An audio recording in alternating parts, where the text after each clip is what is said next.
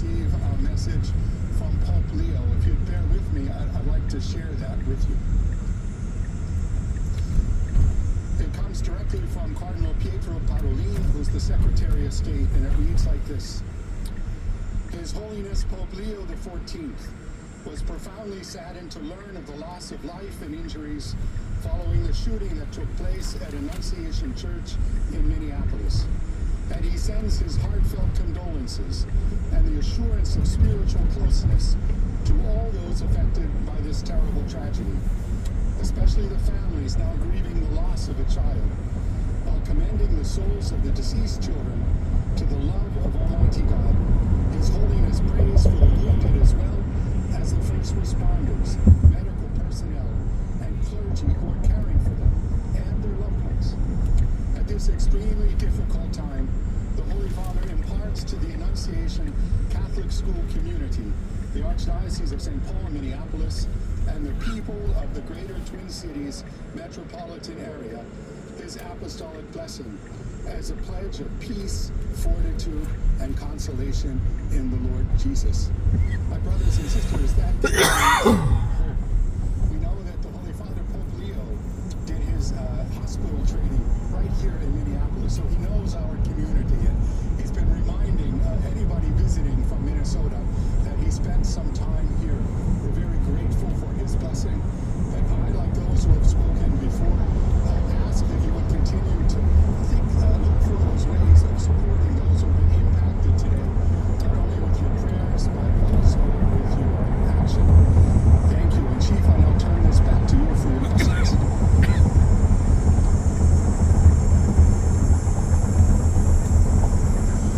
Thank you, Archbishop.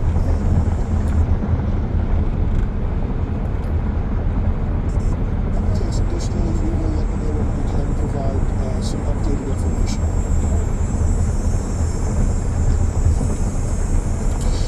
The question from Matt was, how are the injured students doing? I believe all of them have their parents with them now, and they are all expected to survive. All of the remaining victims are expected to survive. There is a range of injuries, however. Yes. I can tell you they were purchased recently.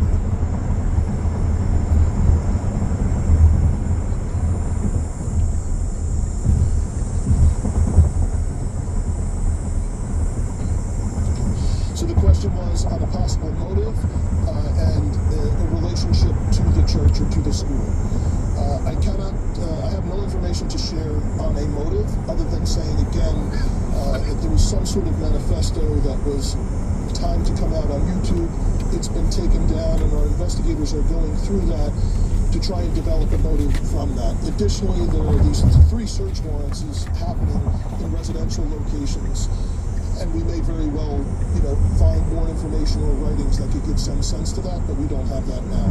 And I cannot confirm a relationship between the suspect or his family and this church at this time, but that's obviously something we're looking very closely at.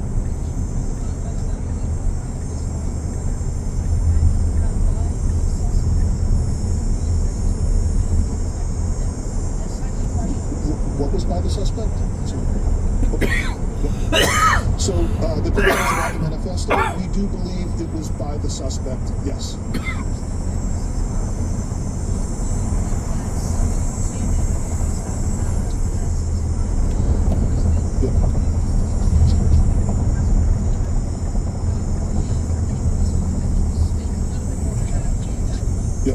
So the question was about the suspect, and he had a name change at some point in the past. I cannot confirm that, other than confirming the identity, the name that I gave you, the age. That is the suspect. That's the person that we believe has caused this.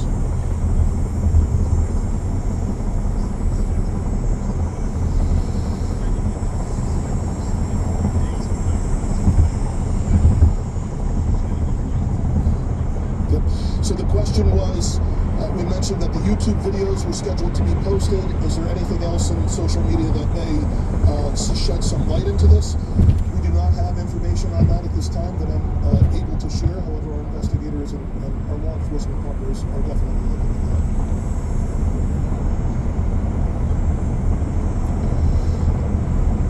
So the question was how many children and parishioners were in the church when this happened. This was towards the beginning of Mass, so some of the children were already filed into the church and were seated. Others were coming in. I've heard estimates, but we will release a more definitive number.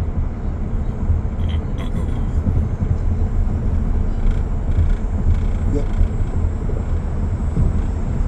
Yep.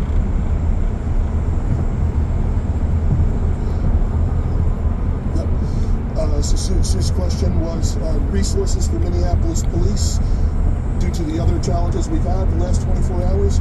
Obviously, this has been the most difficult. The dozens of officers that responded to this scene, many of them are deeply traumatized by what they saw, as are obviously all of the children, all of the staff members, Father Dennis, everyone who was at Mass this morning. So obviously that has been our number one priority, is to care for the health and wellness of the officers that responded here. Additionally, obviously, we have responded to other challenging situations and other acts of violence. I can say, in regard to the shooting that happened outside of the high school yesterday, we have arrested 2 people for assisting in that shooting. We have not gotten the shooter yet, but we believe we have 2 people under arrest that were present with the shooter when that happened, and we're making significant progress. There was an additional arrest at a homicide last night that happened on the 2700 block of 3rd Avenue South. That person has not been booked specifically for being responsible for that murder, but we believe that is the person who caused that. So, no, unfortunately not.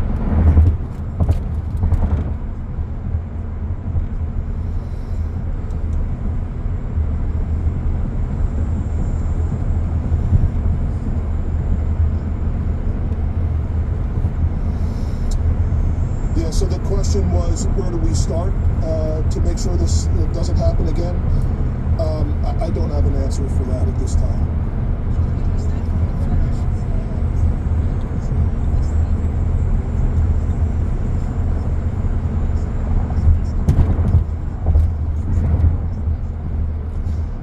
So the question is this an investigation into a hate crime against Catholics?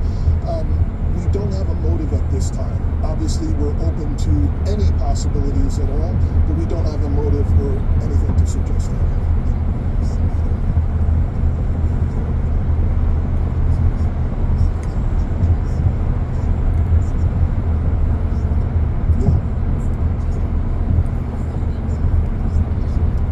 So the question is the concern for other churches, other schools around the metro. Unfortunately, this is something that our community has been dealing with for some time. The threat of active shooters, the threat of hate crimes at houses of worship, unfortunately is not something new here. And of course, our precinct inspectors, our crime prevention specialists are available to work with both houses of worship, churches, and schools that do reach out to assist in any additional security measures or advice that we can offer them.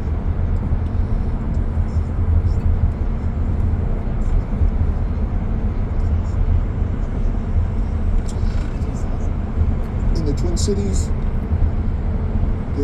from the Archbishop, the question was, is this the first time that there's been attack of Catholics at Mass in the Twin Cities area?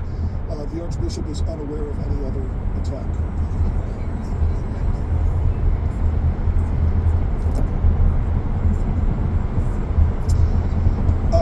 The question was, is it being investigated by the FBI?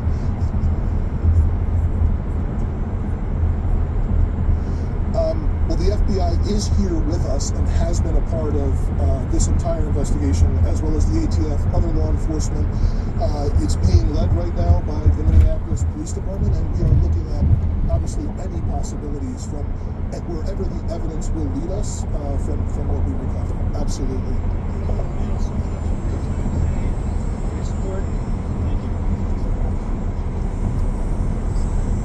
Yes, I think there's probably 2 names you would like spelling for. It's Principal Matt DeBoer, D-E-M-A-T-T-D-E-B-O-E-R, David Edward Boyd, Ocean Edward Robert. And it's Archbishop Bernard, B-E-R-N-A-R-D, Hebda, H-E-B-D-A. Hebda.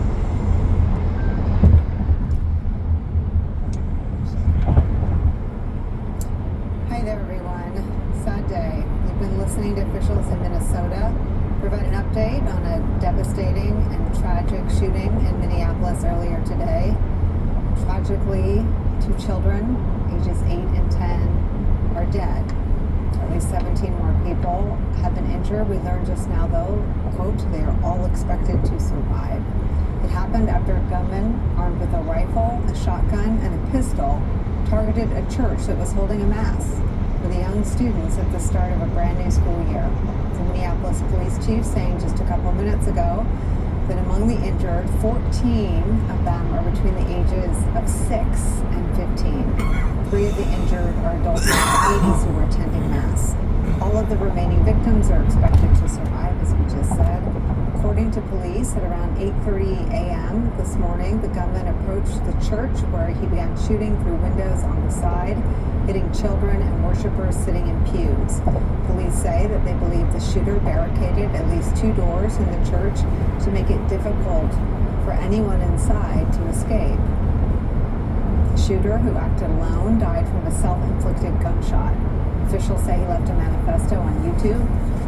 Today's tragedy is where we start today with MSNBC medical contributor Dr. Ben Gupta. Also joining us, the executive director of Moms Demand Action, Angela Carol Zapata, and former acting assistant attorney general for national security at the Department of Justice, MSNBC legal analyst Mary McCord is here.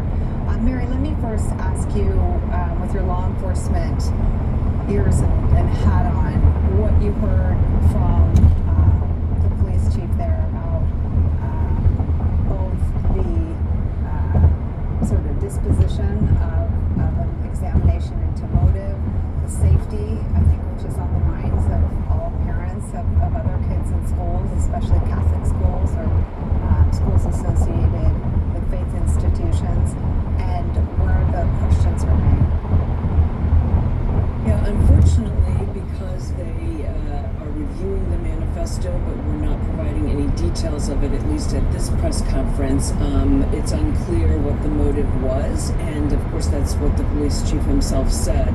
That's what, of course, so many of us want to know, and it's not just because that could direct the course of what kind of the investigation this is. Of course, the shooter is dead, so there won't be a prosecution of the shooter, but how we think about this. Is this an act of domestic terrorism based on ideological, political purposes? Is it a hate crime? But it's also so important for the reasons you indicated, because other congregations, particularly Catholic congregations, need to be prepared. Is this something that's being directed at Catholic churches, Catholic communities, Catholic schools, or is this something that is broader than that? And so that's why getting in right away and executing the search warrants that the police chief mentioned could also help elucidate what the motive was here.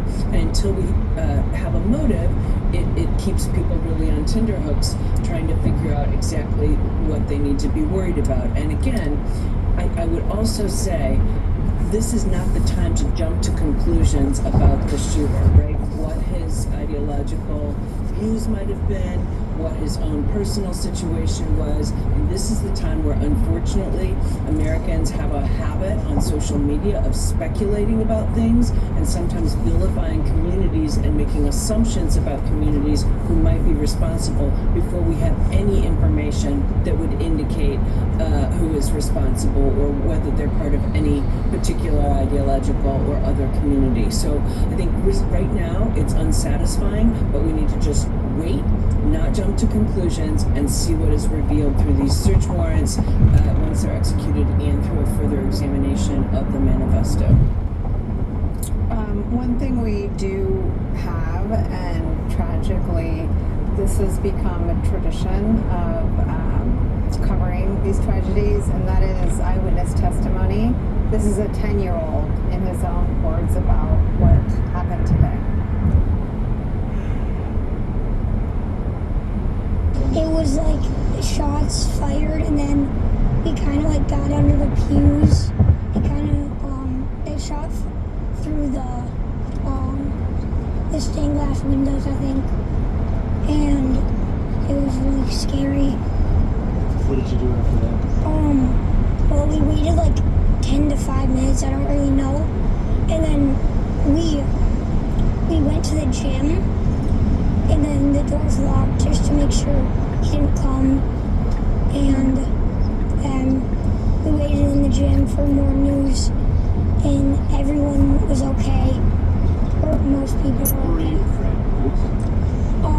My friend got hit in the back. Did he go to the hospital? Yeah, he went to the hospital. What went through your mind when you saw that? I was super scared for him, but I think now he's okay. Yeah. Yeah. Did you get reunited with your parents? Yeah, my mom was waiting outside of the church when it happened. Yeah. What was it like seeing her? I was super happy because, like, I was scared that I wasn't gonna see her because I didn't know what was happening, really. I was just in shock. Was it behind you where it was happening, or in front of you? Just It was like right beside me. I was like 2 seats away from the stained glass windows. So they were like, the shots were like right next to me. Yeah, You went under the pew after that? yeah. And Is then that what everyone tried to do? I think I got like gunpowder on my neck. Yeah. When you heard the shots, what went through your head? I was like, the first one I was like, what is that?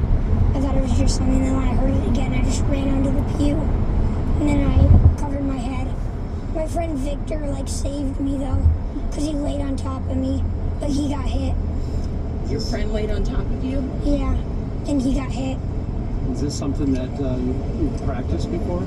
Yeah, we practice it like every month, or I don't know, but yeah, we've never practiced it in the church though. Only in school, so it was way different. Was your mom super happy to see you? Yeah. Give you a big hug? What was that hug like? I just felt like relieved, kinda. Yeah. I was very happy. You're really brave, you know that? Yeah. Did you have any brothers and sisters there, or was it just you? Oh, my brother's in the sophomore year of De La Salle. He used to go to Annunciation. He got out early because of it. You guys were at like the mass that they do at the beginning Yeah. of school? And then it was like maybe like 3 minutes in, the first shot fired.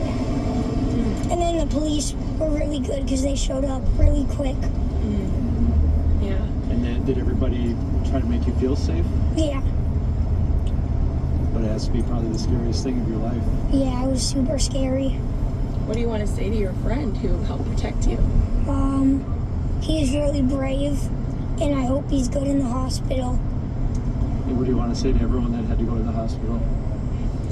I hope you're okay, and I'm praying for you. I've seen a lot of things. I've never seen that. That was Weston Halsney. Angela Weston, I think, described this better than anyone ever has and ever could. Quote, I think I got gunpowder on my neck. My friend laid on top of me and saved me, but he got hit. To be a child in America in 2025. Yeah, first of all, Weston, what a brave young man he was, even being in front of cameras. I am a mother of 4, and my 2 youngest are very close to the ages of the 2 that lives were stolen today. And I took them to school this morning, and, then hours later hear about this tragedy. And it's unfortunate that this public health crisis in this country that now is the leading cause of death for young people. This is almost like a normal. This can't be normal. There's so much that we should be doing for this. But I think first and foremost, I just want to send my heart out to the victims and the survivors of this tragedy that have directly impacted the community that surrounds it. And as a person of faith myself, I am praying, but I'm praying and I'm also acting. I'm praying because we need to stand up and do better. Our children coming back from summer break, coming into days of the start of the new school year, excited to see friends, thinking about, back to school nights or field trips, and now parents to think about bearing children. The burden that is on our children now. They're so accustomed to these active shooter drills and this happening, it's unforgivable. And so I am just, waiting to hear more, but we're going to continue at Moms Demand Action in every town for gun safety and Students Demand Action to do everything that we can to make sure that there are solutions. This is not just an act of Mother Nature. We actually can do some common sense things and take measures that will help to protect our communities. But this is absolutely devastating to hear that this happened today. But unfortunately, this is another day in America, and the way we're seeing our children go to school, walking through neighborhoods, it's just unacceptable. Dr. Gupta, to have so many injured and all of them expected to live is a rare bright spot in, as I said, a lot of tragedies like this that I have covered. Just talk about it's pretty macabre, but because of the amount of shootings in America, a lot of the medicine has evolved to the point where someone can stand up today and say that all the victims are expected to survive. Just talk about what a day like today is like for the first responders at the hospital side. Nicole, I would say that having talked to colleagues in Hennepin County that are at the hospital, in which that was the main focal point, the level 1 trauma center in that region, I can say that in any situation, the local health system is reeling, because there's a lot of moral injury that's happening, and certainly providers experience that. To what your prompt was, absolutely. I think there's a certain amount of luck here. The luck here is, it sounds like, I don't have full details on the weapon used, but there was a rifle of some variety, and that, to your point, generally causes a lot of damage really quickly. And the luck here is on where somebody gets hit. Where specifically on the body they get hit there's a randomness to it, but luckily it seems like we're going to have of the victims currently in the hospital, full survivors. That's great. It's a level 1 trauma center. That incident setting is a level 1 trauma center, Hennepin County Health Center. And Nicole, just for your viewers, that's where we have trauma surgeons around the clock. That's where we have a blood bank that's operating at peak capacity. And we have EMS providers on the spot, trained in first response. And so all of those things have to happen with a synergy that, you're right, has been practiced now across the country. What I'll say for everybody watching is, and I hate to say this, but I think to the other panelists in their comments here, because there's a lack of political will to address the underlying problem at scale, I'm here now on your show telling folks across the country to donate blood, because that's what Hennepin County needs, but that's what every single community that may face this will need. They need blood, so please donate blood if you can. And number 2, get trained in basic life support. These things do save lives. Dr. Gupta, say more about the training, because it's amazing that we learned from a 10-year-old student that in his telling, once a month they train for active shooter scenarios, but never in church. And I wonder what you think his account suggests we should do in terms of being prepared everywhere and anywhere for the worst. I think we're underprepared at scale. There's places that are better prepared than others. Active shooter drills generally are pretty standardized. Schools are doing that more and more often. But as a society, Nicole, just on the blood piece, for instance, we're in a chronic shortage, if this happens, to actually adequately respond. We have human capital, we have trauma surgeons, but do level 1 trauma centers actually have the things they need to do response in a mass casualty event? I would say that's dire straits across the country. There's certain places better resourced than others, but when it comes to what's actually happening in the schools, what do bystanders do when it comes to bystander response? Our understanding of that as a society, I believe is poor and needs to be optimized. So what do I mean by that? If you're a bystander, if your first response authorities have not yet been alerted or they're in the process of coming, what do? You should check for danger. Is this a safe situation for a bystander or say a teacher or a friend to really start intervening and checking on the welfare of potential victims? Check for responsiveness. You know, and this is basic life support. Everybody watching you can go to your local fire station. There's places you can do this for free, online or in person, nominal fee. Check for response. That's our circulation. Make sure that is somebody responsive. If they're not, check for their pulse. Look at, for example, just put 2 fingers on their wrist. They're not actually responsive if they don't have a pulse. That's when you want to start CPR. I can't teach this effectively, in a broadcast setting, but it's important to understand that we need to have this capability as a country. Then check if they're breathing. Look at their airway, and if not, that's when really this basic life support in a cold becomes really critical. But we need to be having this conversation as a society. And it reminds me, the last time we talked about this, it's when we had one of the NFL football players actually collapse on Monday Night Football, started talking about the lack of understanding of CPR, basic life support. We're not going to see anything change in a couple of months, likely for the next few years. So here we are talking about blood, here we are talking about basic life support. It matters. Well, and I guess the thing for every parent to decide is whether that's what they want their kids to talk about.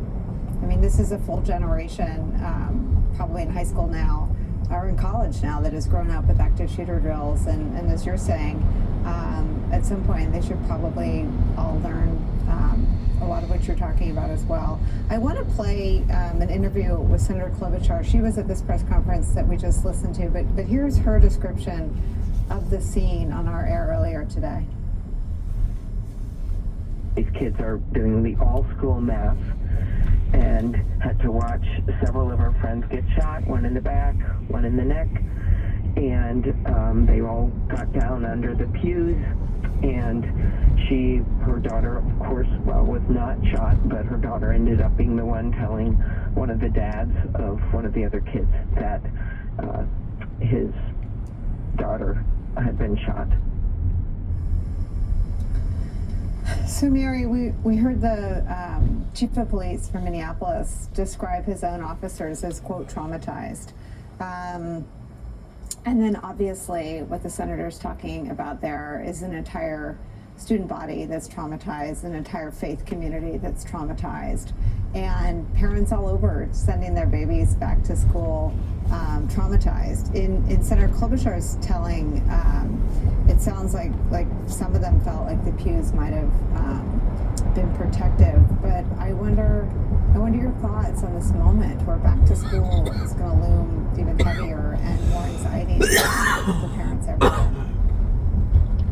Well, the ramifications and consequences of this beyond the moment are so significant. As you indicated, we have an entire generation now of children who are now probably entering their young adulthood who've been living with active shooter drills. There are children who have now been at 2 different schools in their lifetimes where they have had a shooting incident, and yet nevertheless, when mayors and states come together to enact bans on assault-style rifles and high-capacity magazines, they get sued by various people who want to be able to have these types of weapons that are just weapons of mass destruction, of mass killing, that we don't have any legitimate use for here in the United States, in our cities, in our towns.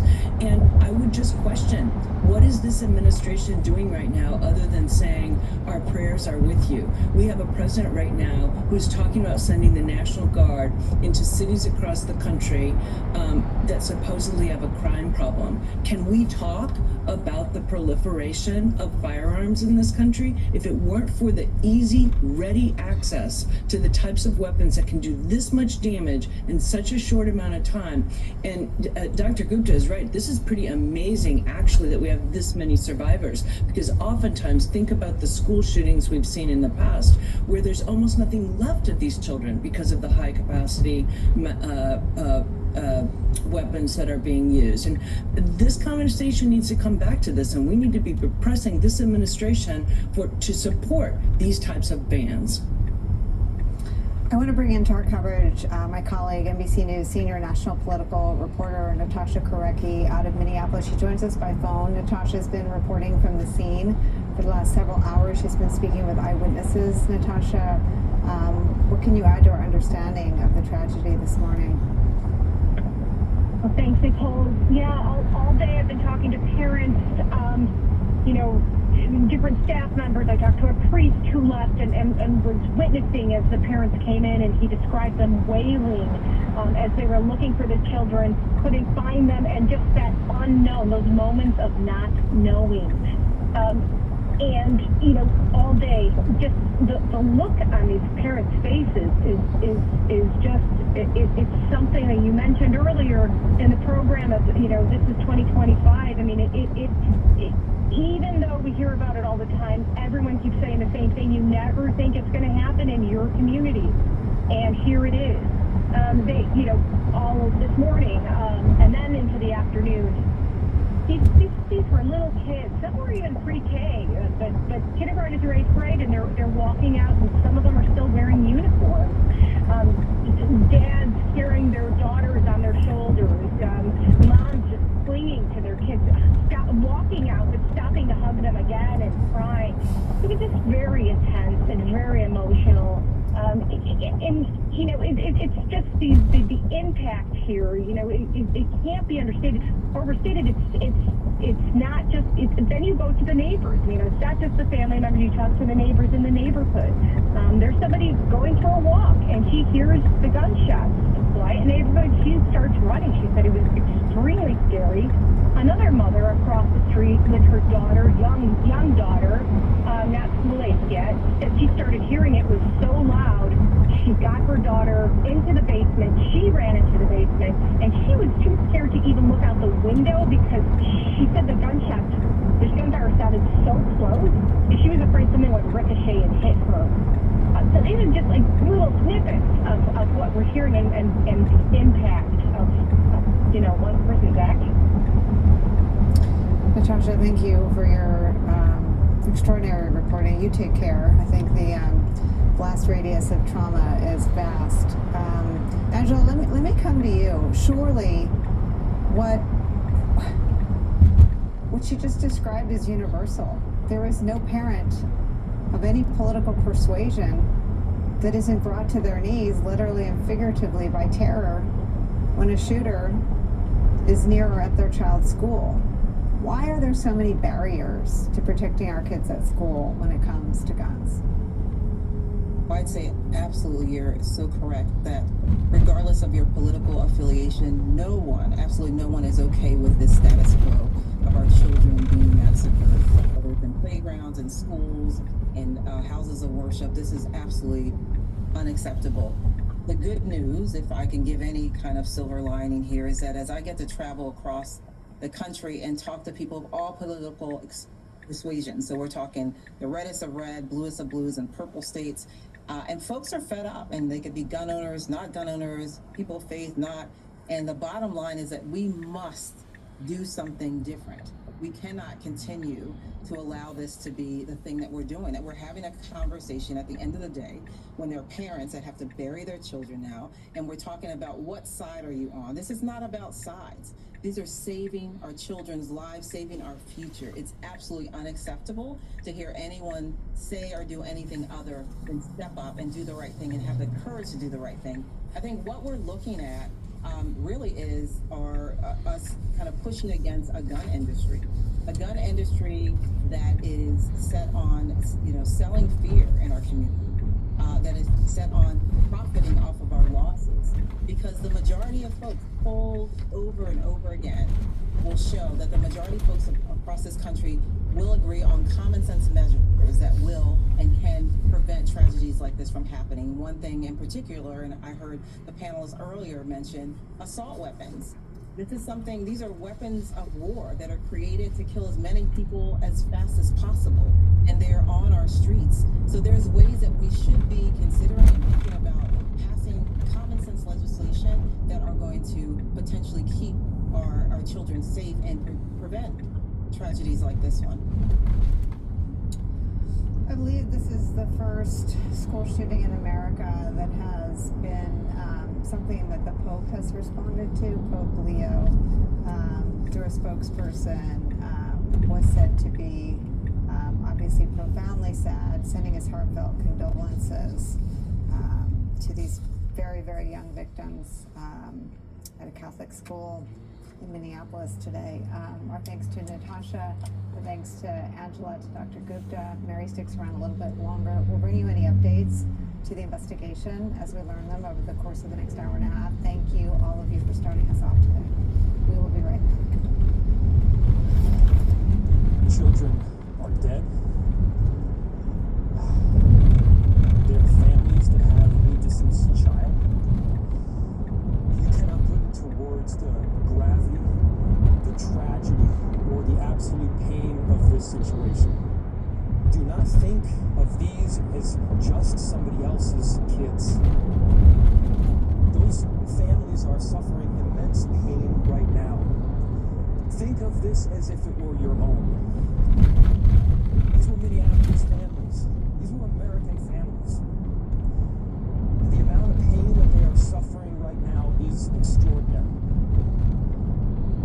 Don't just say this is about thoughts and prayers right now. These kids were literally praying. It was the first week of school. They were in a church. These are kids that should be learning with their friends. They should be playing on the playground. They should be able to go to school or church in peace without the fear or risk of violence, and their parents should have the same kind of assurance.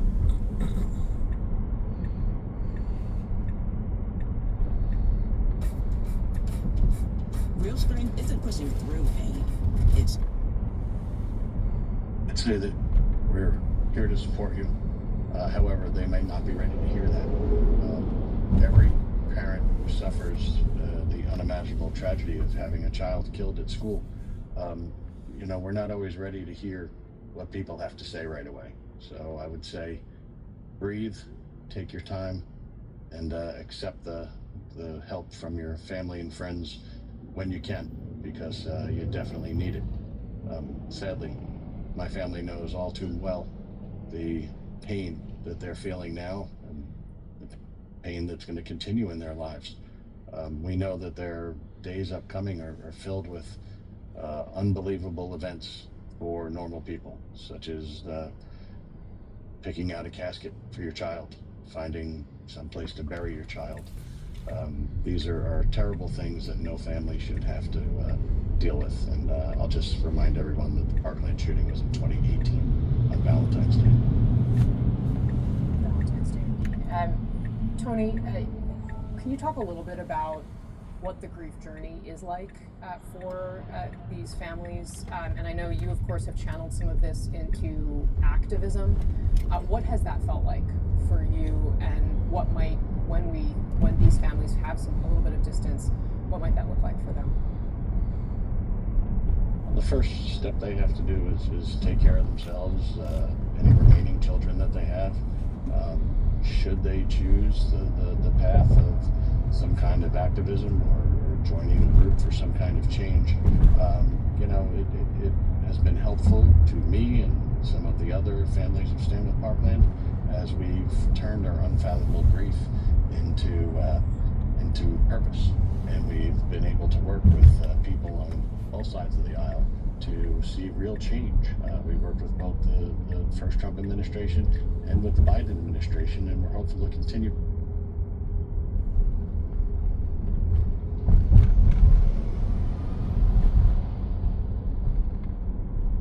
We're so glad we got Volcamed.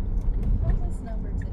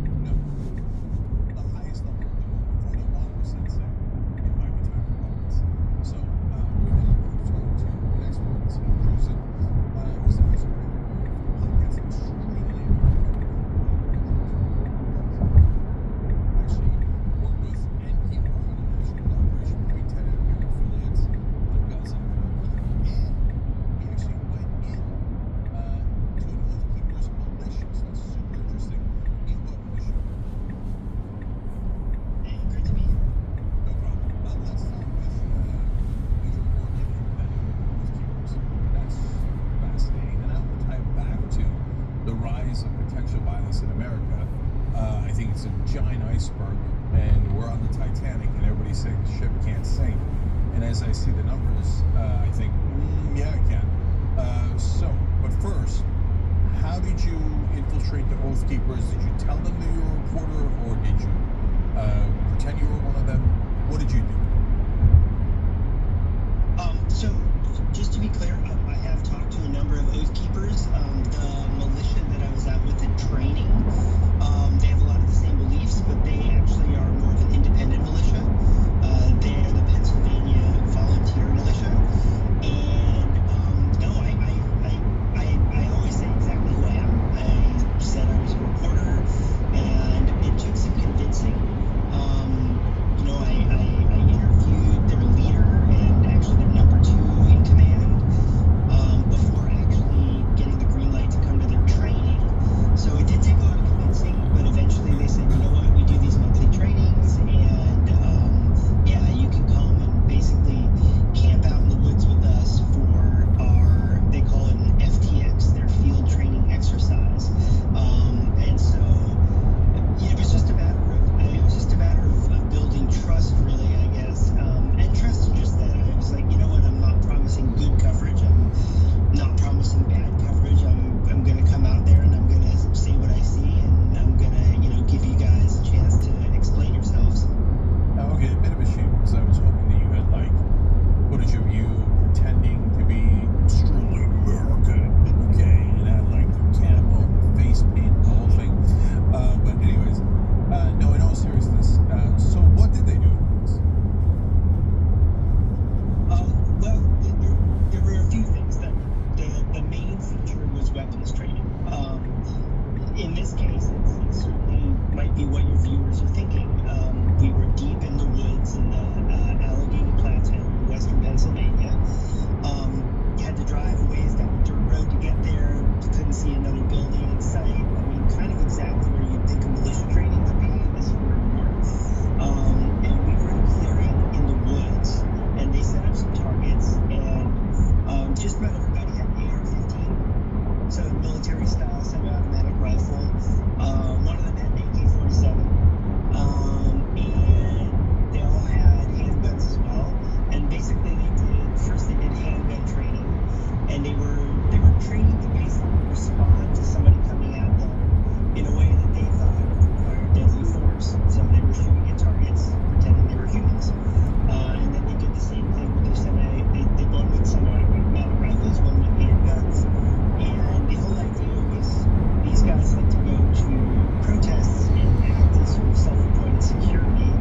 And for them, this was training for a worst-case scenario.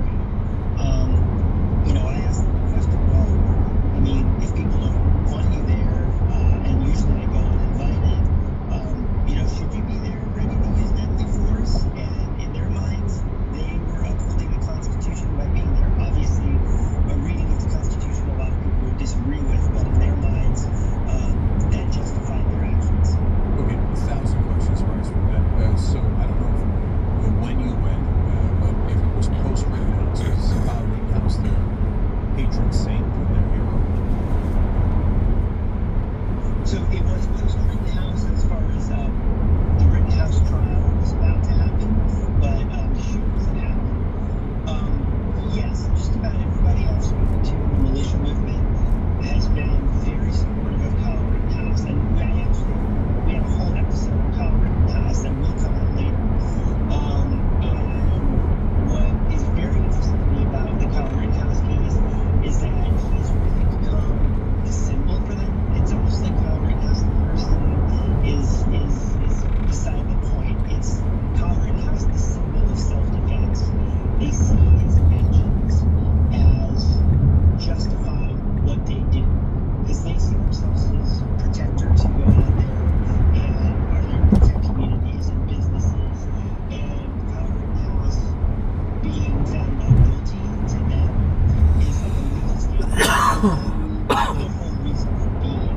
So that case was hugely important to the militia movement and the way it went down. I mean, I go down all the sort of dark rabbit holes and alternative social media and Telegram and Gab and all that. And the celebration was, it was just jubilee all across those platforms.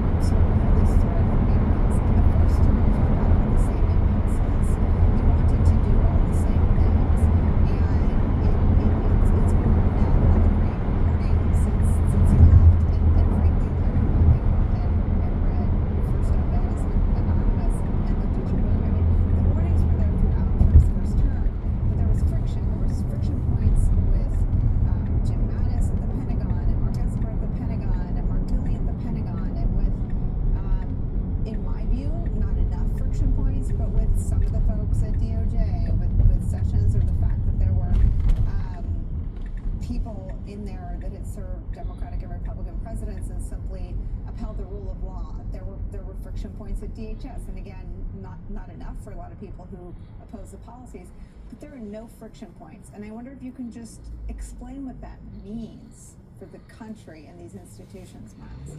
Yeah, look, I don't want to puff myself up or build up other people into heroes when we weren't heroes. I mean, as I've said before, there were no heroes in the first Trump administration. There were only survivors. But we at least counted on those people who survived the chaos in there to speak truth to power, to tell the president not to do things that were wrong, and especially not to do things that were illegal and unconstitutional. And I know for a number of years it got nauseating for people to hear, okay, you know, all of this axis of adults that told Trump not to do illegal things, whoop-de-doo. Well, now you are seeing what happens when that layer of government is gone. Nope, and you can't this turn isn't there. about Democrats or Republicans. In every administration, we should want people who have enough guts to at least say to a president, hey, Mr. President, that's Illegal left turn attempt. Chief. We're talking about telling the commander in chief when something violates the Constitution of the United States. And apparently, those people aren't there anymore. And that means that the things Trump has fantasized about doing, which are dictatorial in nature, as you noted earlier, that John Kelly warned about, they are coming to fruition. And I look at things like the crackdown on